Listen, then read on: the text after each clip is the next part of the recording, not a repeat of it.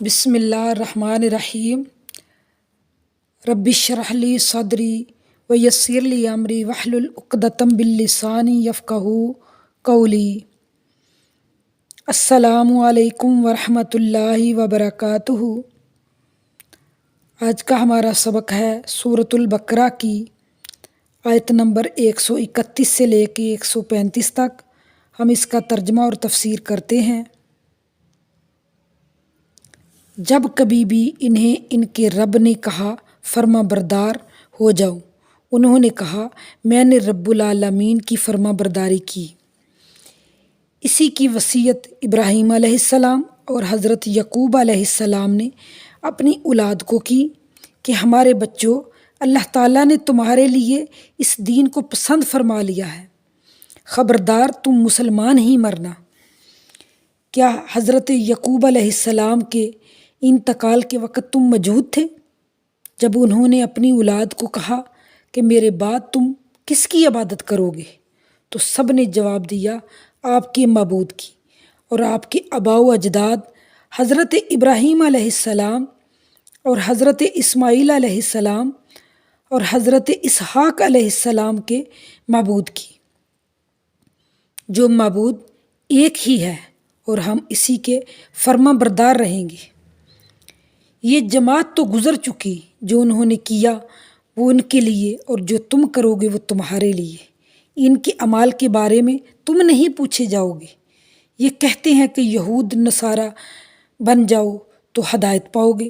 تم کہو بلکہ صحیح راست ملت ابراہیمی والے ہیں، اور ابراہیم علیہ السلام خالص اللہ کے نیک بندے اور مشرک نہ تھے۔ تو یہاں پہ اللہ تعالیٰ حضرت ابراہیم علیہ السلام کی فضیلت بیان فرما رہے ہیں کہ وہ اللہ تعالیٰ کے برگزیدہ بندے تھے، اللہ تعالیٰ کے نیک بندے تھے۔ اور حضرت ابراہیم علیہ السلام، حضرت یعقوب علیہ السلام نے اپنی اولادوں کو کیا وصیت کی تھی، تو یہ ان کی وصیت کے بارے میں آگاہ کیا جا رہا ہے، اور کہ انہوں نے اپنی اولادوں کو کیا کہا تھا کہ آپ نے کون سے مسلک پہ، کون سے مذہب پہ قائم رہنا ہے۔ انہوں نے یہ وضاحت کر دی تھی اپنی اولادوں کو۔ تو انہوں نے جو وصیت کی تھی، ان کی وصیت کے بارے میں اللہ تعالیٰ فرما رہے ہیں کہ انہوں نے جب حضرت یعقوب علیہ السلام کا انتقال کا وقت تھا تو انہوں نے اپنی اولادوں کو جمع کیا، اپنے بیٹوں کو جمع کیا، اور سب سے پوچھا کہ اب میرا وقت تو قریب ہے، تو میرے جانے کے بعد تم کس کی عبادت کرو گے؟ تو ان سب نے مل کے کہا کہ ہم ایک الہ کی عبادت کریں گے، ہم اسی الہ کی عبادت کریں گے جو ابراہیم علیہ السلام، حضرت اسماعیل علیہ السلام اور حضرت اسحاق علیہ السلام کے ہیں۔ تو انہوں نے بتایا، انہوں نے وضاحت کی کہ ہمارا اور آپ کا الہ ایک ہی ہے۔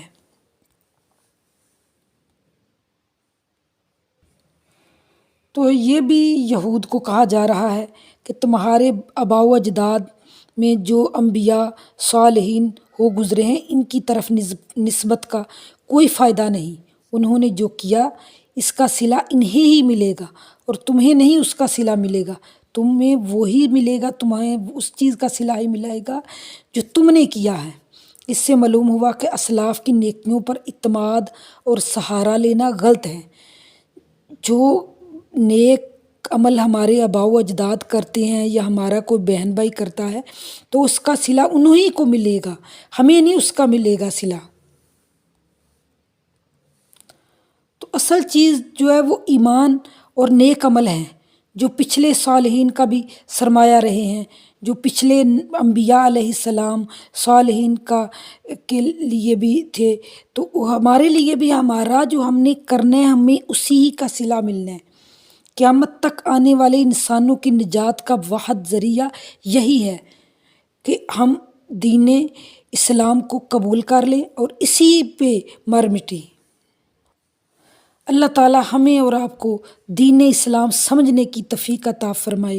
اللہ تعالیٰ ہمیں نیک ہدایت، اللہ تعالیٰ ہمیں اپنے دین پہ، اپنے اسلام پہ مرنے کی توفیق عطا فرمائے۔ اللہ تعالیٰ ہمارا اور آپ کا خاتمہ بالایمان فرمائے۔ آمین یا رب العالمین۔